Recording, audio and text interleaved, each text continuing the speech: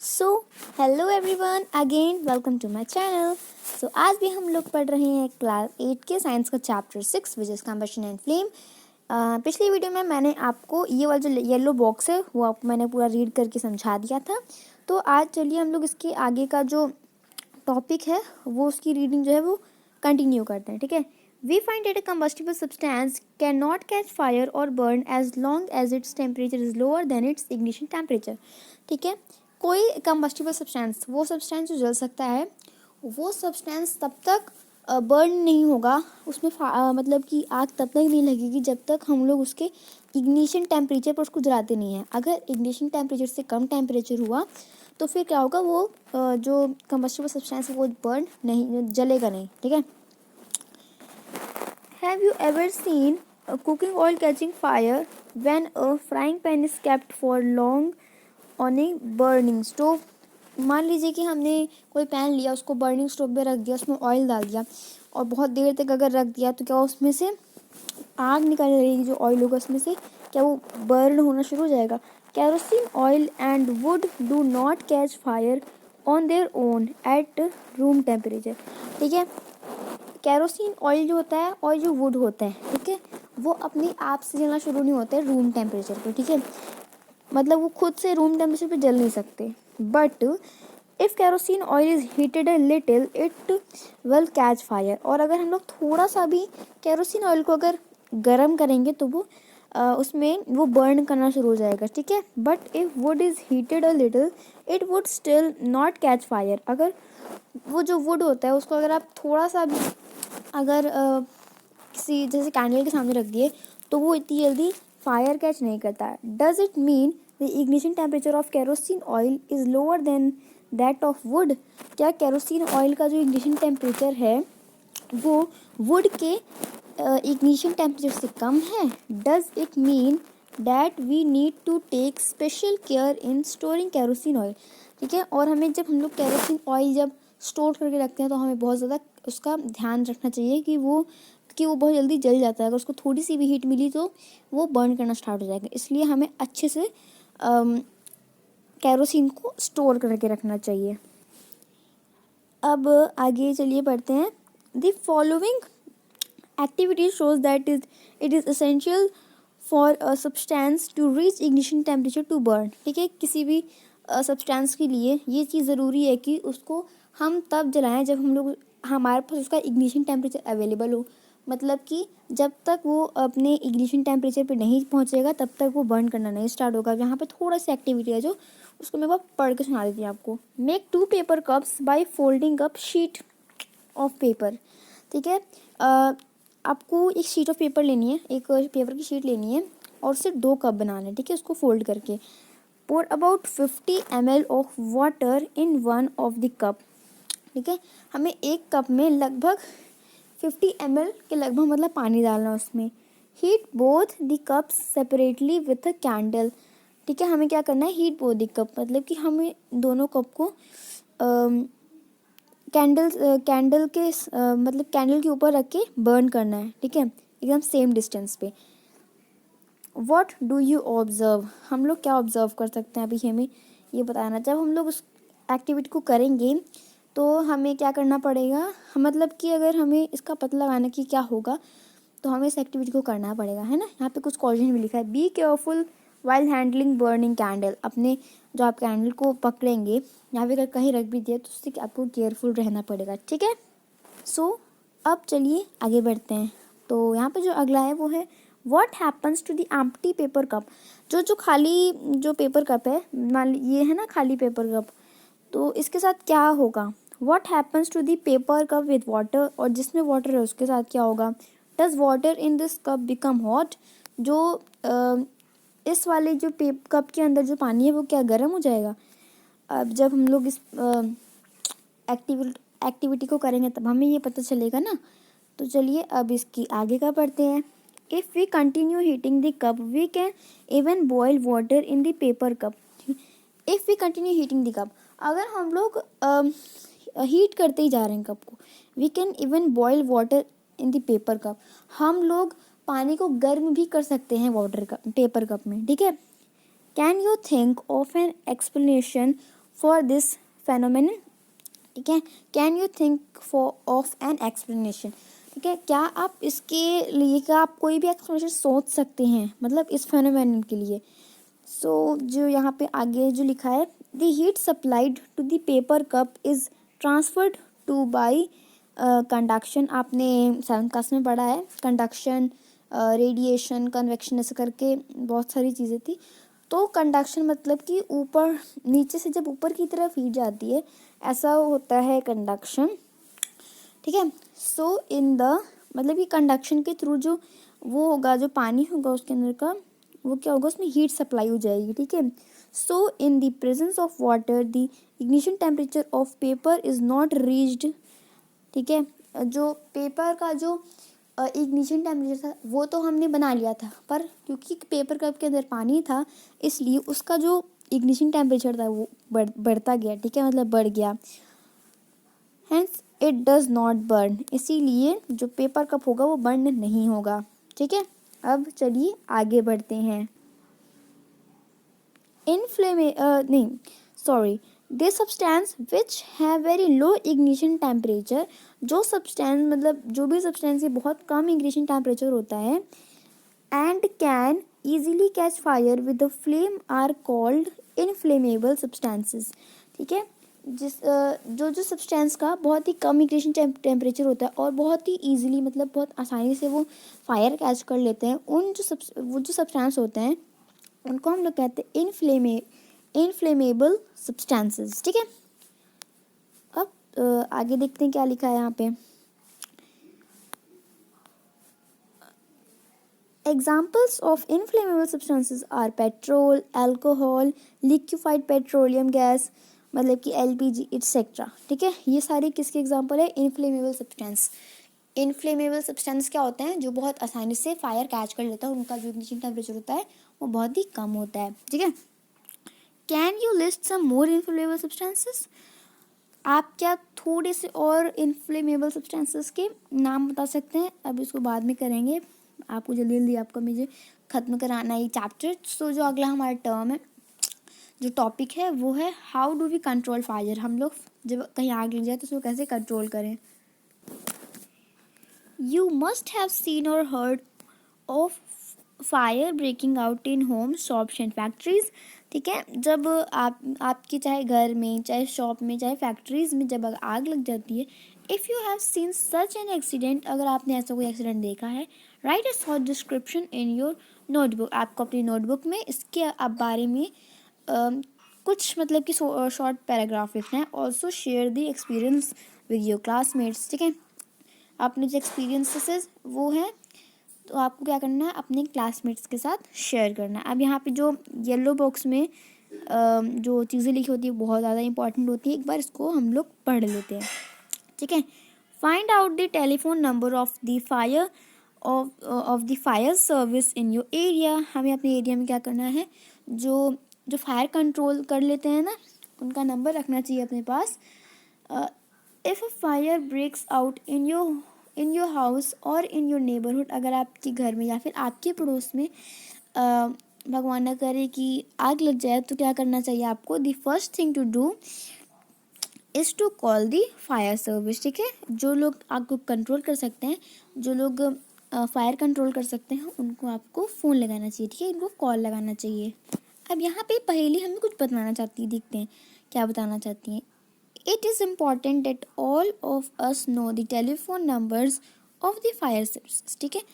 हम ये इम्पॉर्टेंट चीज़ है कि हम सबको जो फायर सर्विसेज का जो नंबर होता है, उनका जो वो नंबर होता है ना, उसको हमेशा हमें पता होना चाहिए कि उनका क्या नंबर होता है ना, ये तो ज़रूरी है ना। चलिए अब आगे पढ़ते हैं। डज योर सिटी और town have a fire brigade station, क्या हमारे जो हम लोग जिस सिटी या फिर टाउन में रहते हैं, क्या वहाँ पे कोई फायर ब्रिगेड स्टेशन है। आपको अपने एरिया में पता करना है। When a fire brigade arrives, what does it do, ठीक है। हम लोग उनको जैसे मान लीजिए कॉल लगाते हैं या फिर जब उनको खबर मिलती है कि यहाँ आग लगी है, तो वो क्या करते हैं, it pores water on the fire, वो लोग सबसे ज़्यादा ज़रूरी काम करते हैं, पानी डालते हैं जहाँ आग लगी होती है ना। Water cools the combustible material so that its temperature is brought below it's ignition temperature. ठीक है, तो जो कंबस्टिबल सब्सटेंस होता है, जब पानी पड़ता है किसी कंबस्टिबल सब्सटेंस के ऊपर, तो वो कंबस्टिबल सब्सटेंस को ठंडा कर देता है। ठीक है, पानी जो है वो कंबस्टिबल सब्सटेंस को ठंडा कर देता है, जिससे क्या होता है कि उसका इग्निशन टेम्परेचर बढ़ जाता है। ठीक है, मतलब कि जब तक उसके इग्निशन टेम्परेचर तक नहीं पहुंचेगा, जो बर्निंग है, जो वहाँ की टेम्परेचर है, तब तक वो चीज़ बर्न नहीं होगी। इससे क्या होता है कि फायर जो होता है वो थोड़ी कंट्रोल में आ जाती है। This prevents the fire from spreading. ठीक है, ये जो फायर होता है उसको फैलने से रोकता है। Water vapours also surround the combustible material. और जो वाटर वेपर्स होते हैं, जो भाप होती है, वो भी कंबस्टिबल मटेरियल को घेर लेती है। ठीक है, कवर कर लेती है। इसका मतलब क्या होता है कि वो अब जो कंबस्टिबल सब्सटेंस पर जो पानी पड़ चुका है, अब वो चीज़ नहीं जलेगी। ठीक है, इतनी जल्दी तो नहीं जलेगी। Helping in cutting off the supply of air. ठीक है, जो पानी होता है वो उस कंबस्टिबल सब्सटेंस में एयर की जो सप्लाई उसको भी एकदम मतलब रोक देता है। So the fire is extinguished, मतलब कि फिर फायर जो है कंट्रोल में आ जाती है। You have learned that there are 3 essential requirements for producing fire. आपको क्या पता है कि कौन कौन सी ऐसी चीज़ें हैं जो फायर को मतलब वो करने में मदद करती, सपोर्ट करती है। तो can you list these requirements. क्या हम लोग वो जो रिक्वायरमेंट्स होती हैं एक फायर को लगाने की, जैसे कि आग जलाने के लिए, वो कौन कौन सी होती हैं। देखिए, दीज आर, वो होती हैं, क्या होती हैं, फ्यूल, एयर मतलब कि ऑक्सीजन, और हीट। फ्यूल होना चाहिए मतलब कंबस्टिबल सब्सटेंस, एयर मतलब कि ऑक्सीजन होना चाहिए, और हीट मतलब कि इग्निशन टेम्परेचर तक लाने के लिए कुछ ना हीट तो होनी चाहिए ना, to raise the temperature of the fuel beyond the ignition temperature. ठीक, अब चलिए आगे बढ़ते हैं। Fire can be controlled by removing one or more of these requirements. ठीक है, अगर हम इन तीनों रिक्वायरमेंट में से मान लीजिए कहीं भी आग लग गई, तो क्या करेंगे, अगर हम इन तीन में से एक या फिर एक, दो या फिर तीनों चीज़ों को अगर हम लोग वहाँ से रिमूव कर दें, तो फायर एकदम से बंद हो सकती है। ठीक है, क्या कंट्रोल कर लेगा फायर को, है ना। अब चलिए थोड़ा सा आगे और रीड करते हैं। The job of a fire extinguisher is to cut off the supply of air. ठीक है, जो आग बुझाने वाले होते हैं उनका एक बहुत ही ज़रूरी जो काम होता है, उनको ये काम होता है कि जहाँ पे भी आग लगी है वहाँ पे सब मतलब कि एयर की सप्लाई कट करनी होती है। ठीक है, और to bring down the temperature of the fuel or both. ठीक है, या फिर जो वो जो है कंबस्टिबल सब्सटेंस है जो जल रहा है, उसका जो टेम्परेचर है वो डाउन कर दें। ठीक है, अगर ऐसा हम लोग करेंगे तो क्या होगा कि जो बर्निंग है वो कम स्प्रेड होगी, है ना। अब यहाँ पे लिखा है नोटिस दैट द फ्यूल। अब देखते हैं कि इसके आगे क्या लिखा है। नोटिस दैट द फ्यूल, अब यहाँ से पढ़ना होगा। In most cases can not be eliminated if, मतलब कि जो मैं क्या ज़्यादातर केसेस में क्या होता है कि जो फ्यूल होता है ना वहाँ पे, वो हम लोग उसको नहीं हटा पाते हैं, है ना, जो कंबस्टिबल सब्सटेंस होता है, क्योंकि वो तो आग जो होती है वो लगातार क्या होती है, फैलती जाती है ना। If for instance a building catches fire the whole building is the fuel.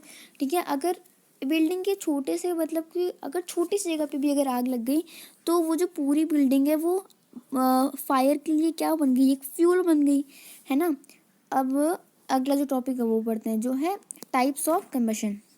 Combustion की टाइप्स क्या होते हैं। ठीक है, आप कंबशन की टाइप्स पढ़ लीजिए, उसके बाद मैं ये जो वीडियो उसको स्टॉप कर दूँगी। उसका जो अगला पार्ट है वो मैं अगली वीडियो में डाल दूँगी। ठीक है, तो चलिए अब इसको भी पढ़ना स्टार्ट करते हैं।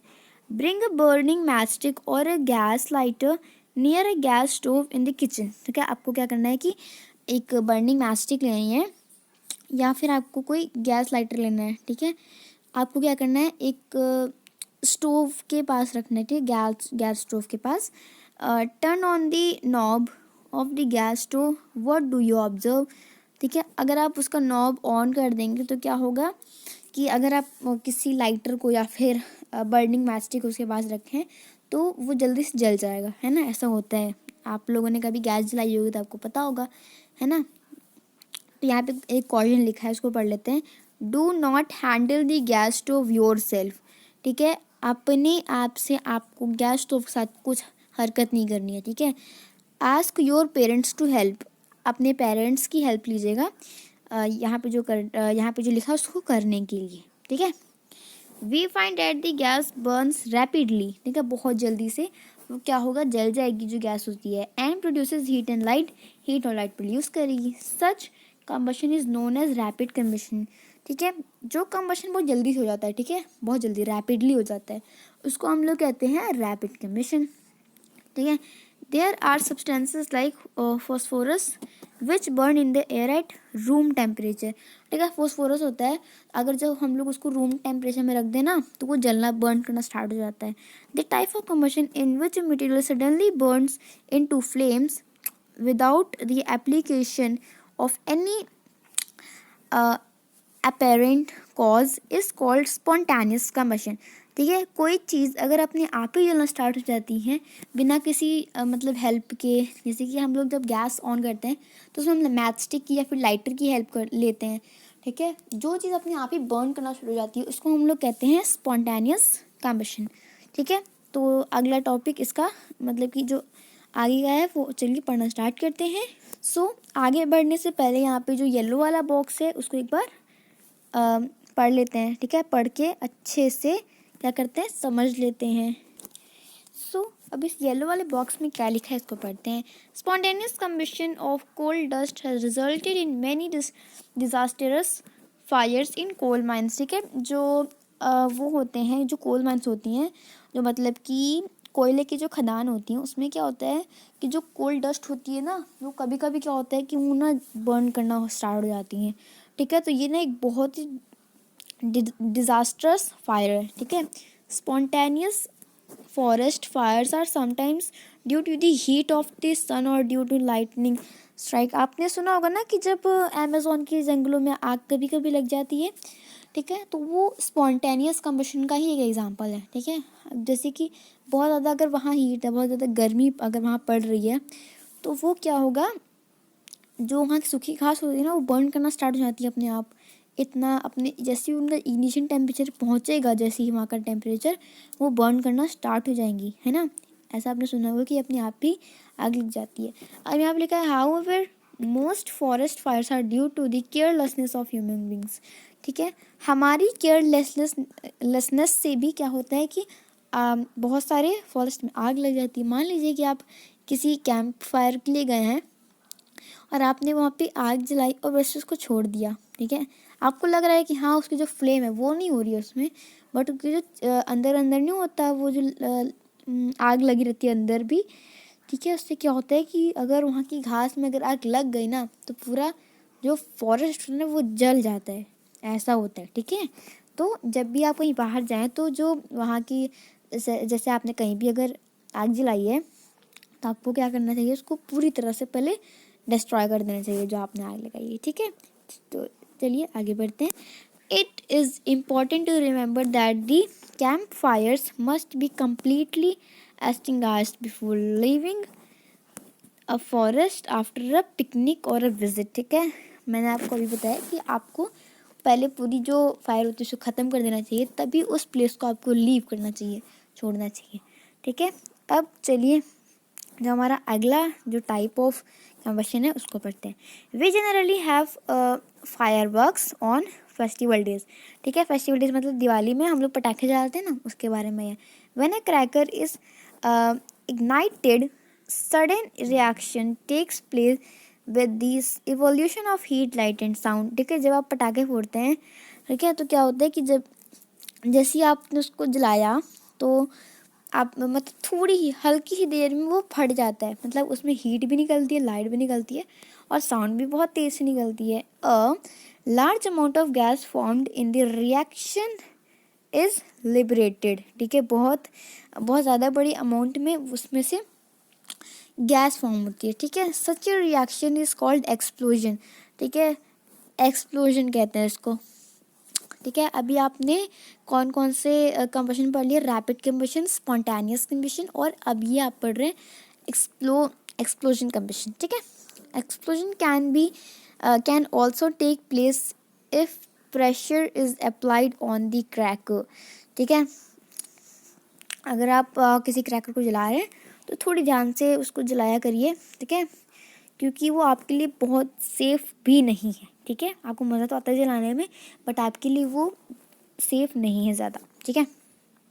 सो इसके आगे का जो है फ्लेम, वो मैं आपको अगली वीडियो में पढ़ाऊँगी, और अगली वीडियो में आपका पूरा चैप्टर मैं कंप्लीट करा दूँगी, ओके। सो आज के लिए सिर्फ इतना ही, ओके। अगर आपको मेरी वीडियो पसंद आ रही है तो प्लीज़ मेरे चैनल को लाइक कर दीजिएगा, शेयर कर दीजिएगा, और प्लीज़ सब्सक्राइब कर दीजिएगा, ओके। मुझे आपकी हेल्प की बहुत ज़रूरत है, ठीक है। और आपको मेरी वीडियो कैसी लगी मुझे कमेंट में ज़रूर बताइएगा, okay. So stay home, stay safe, and bye bye for now.